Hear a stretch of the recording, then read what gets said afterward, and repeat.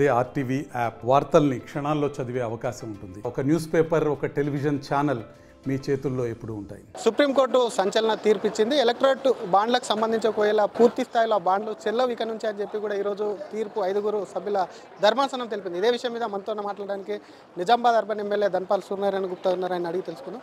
Supreme court ఒకవైపు electorate బాండ్లు చెల్లవనే ఒక తీర్పు ఈరోజు ఇచ్చింది. దాన్ని ఎట్లా చూస్తారు? అసలు సుప్రీంకోర్టు ఇచ్చిన నిర్ణయం ఈరోజు ఎలక్టరల్ బాండ్స్ చెల్లవు, దానికి డీటెయిల్స్ కావాలి, ఎవరిచ్చిండు అనే దానికి వాళ్ళ జడ్జిమెంట్కి భారతీయ జనతా పార్టీ మేము స్వాగతిస్తూ ఉన్నాం.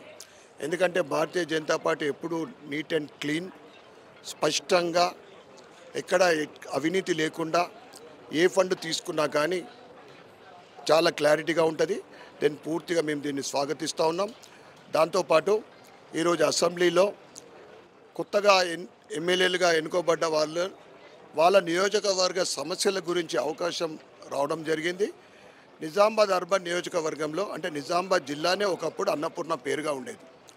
అటువంటిది ఇలా మొత్తం జిల్లాతో పాటు అర్బన్ మొత్తం సమస్యల వలయం. పేదలకు కావాల్సిన ముఖ్యంగా విద్యా, వైద్యం, ఆవాస్, ఈ 3 కూడా ప్రజలకు దూరంగా ఉన్నాయి అక్కడ. ఎందుకంటే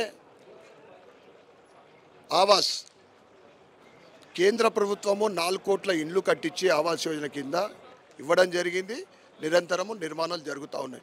కానీ ఇక్కడ 9 సంవత్సరాల క్రితం ప్రారంభించిన డబుల్ బెడ్రూమ్ అర్బన్లో స్టార్ట్ చేసి ఇప్పటికీ ఒకటంటే ఒక డబుల్ బెడ్రూమ్ లబ్ధిదారులకు చేకూరలేదు.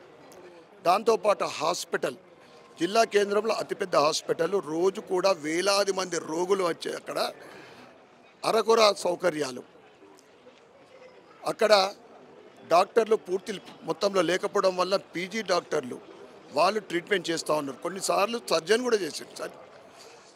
దాంతోపాటు ఇతర స్టాఫ్ కూడా చాలా తక్కువ ఉంది. అక్కడ కొన్ని ఎక్విప్మెంట్స్ కూడా అవసరం ఉన్నాయి.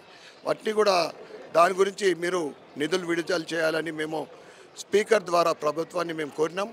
దాంతోపాటు స్కూళ్ళ విషయం, ఘోరాతి ఘోరమైన ప్రభుత్వ పాఠశాలలు, ఎవరు ప్రభుత్వ పాఠశాలల్లో కానీ ప్రభుత్వ హాస్పిటల్లో కానీ ట్రీట్మెంట్ తీసుకునే పరిస్థితి ఉందా అని నేను అడుగుతా ఉన్నా. తెలంగాణలో ప్రభుత్వ పాఠశాల పరిస్థితి ఏముంటుంది? 150-200 మంది పిల్లలకు ఒక టాయిలెట్ ఉంటుంది. ఇక క్లాస్ రూమ్ల దుస్థితి ఎట్లా ఉంటుంది అంటే బెంచులు అయితే ఉండవు, ఫ్లోరింగ్ ఉండదు, పైన చెత్త ఎప్పుడు ఊడిపోతుందో తెలియదు, రేకులుంటే పలిగిపోయినవి ఉంటాయి. కానీ గత పాలకులు మరి ఏం చేశారు? ఎన్ని సమస్యలు చెప్తున్నారు మీరు. గతంలో చాలామంది పాలించారు కదా మీ నిజామాబాద్లో మేము 10 సంవత్సరాల నుండి 1500 కోట్లు మీరు దేనికోసం ఖర్చు పెట్టినని మాజీ ఎమ్మెల్యే గారిని మేము డిమాండ్ చేసినాం. మీరు శ్వేతపత్రం విడుదల చేయాలా, డీటెయిల్స్ చేయాలని చెప్తే 50 సార్లు మేము అడిగినా కానీ ఒకదాన్ని కూడా సమాధానం ఇవ్వలే. అందుకోసమే బొందపెట్టారు బీఆర్ఎస్ ప్రభుత్వాన్ని.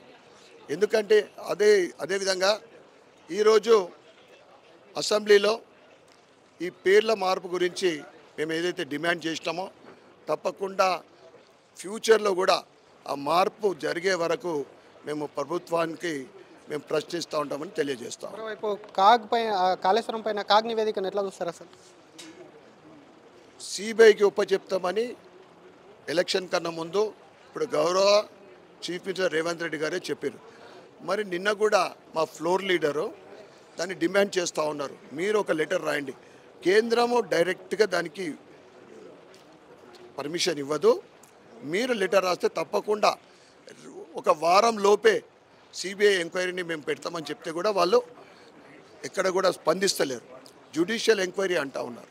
జ్యుడిషియల్ ఎంక్వైరీ మీ చేతిలో ఉన్నది, మరి సిబిఐ చేస్తే ఎందుకు చేస్తలేరు?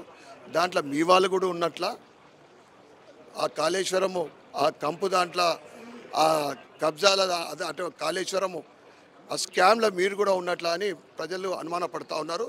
తప్పకుండా సిబిఐ ఎంక్వైరీ చేయాలని మేము డిమాండ్ చేస్తాం. Thank you. ఇది ఒకవైపు కాళేశ్వరం పైన కాగ్ విడుదల చేసినటువంటి రిపోర్ట్ ఏదైతే ఉందో దానికి కూడా సిబిఐకి అప్పచెప్పాలి. అసలు జ్యుడిషియల్ ఎంక్వైరీ అనేది కరెక్ట్ కాదని ఒకవైపు చెప్పుకునే, మరోవైపు సుప్రీంకోర్టు ఏదైతే ఎలక్ట్రల్ బాండ్ పైన తీర్పు ఇచ్చిందో చెల్లవంటే ఆ తీర్పును కూడా స్వాగతిస్తున్నామని చెప్పి కూడా ధన్పాల్ సూర్యనారాయణ గుప్తా అంటున్నారు. కెమెరామెన్ గణేష్తో శ్రీధర్, ఆర్టీవీ, హైదరాబాద్.